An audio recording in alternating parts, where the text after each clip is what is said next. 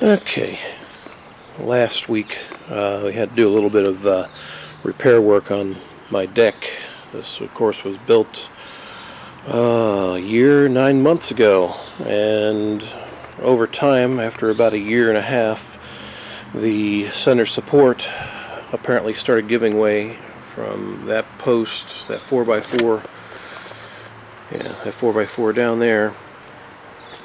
There's like two boards right here in the center that were propped up all the way to here to the back door, and basically what had happened, the center supports had detached from the 4x4 underneath, so we had to take these boards up and use a giant C-clamp to wedge it back together.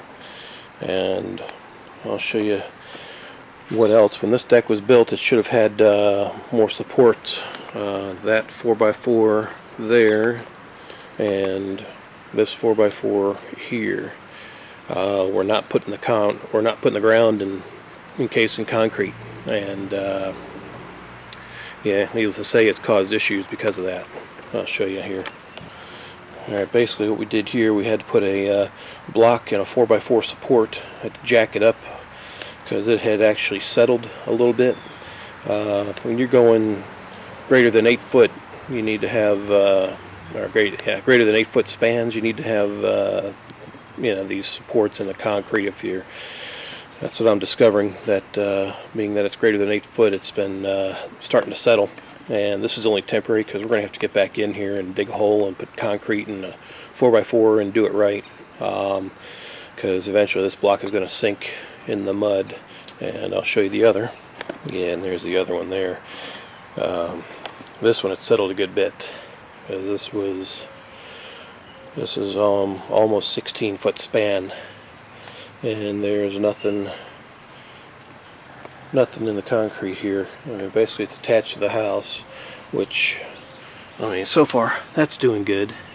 But what we also had to do was add a cinder block. So if I can see it here. No, there's not enough light, but there's a cinder block under there that was not there before, because with the wood splitting in the center for the support, it was starting to sag a bit, so we propped that up as well. But yeah, needless to say, this is what we had to do here to lift this up, because this whole span was sagging a good bit as well, starting to cause some issues. So after not even 2 years, we're already having to do repairs on this deck. That's not a good sign. So we have to get back in here and do some additional work a little bit later on, when we have some extra money. But for right now, what we got propped up on blocks and 4x4s, it'll work for now. So yep, we'll see what happens later. Oh yeah, another issue we were having with this deck, the screws. When it was built, I requested 3-inch galvanized for a reason, because my previous deck that our addition is built on now was built with 3-inch galvanized screws along with 2x4s. Well, we got 2x4s here, and for some reason the guy only used 2.5-inch screws, and needless to say, that's what contributed to this coming up, because the screws were not in good enough, and I've actually had to screw a few in because they're stripping out. Again, the wood dries out and shrinks and expands with the weather, and those 2.5-inch screws may seem long enough on a 2x4, but they're not. 3-inch minimum. We wound up going 3.5-inch just because of some of them stripping out. But there's a 3.5. This is what's in the deck that we pulled up and replaced. These are the 2.5-inch star bit. The star bits are pretty good. I like the heads on them. They don't strip out. And we replaced them with Phillips. And of course, these do strip out, especially something this long. You have to really have a hole pre-drilled in order to use something this long. But you see the difference here.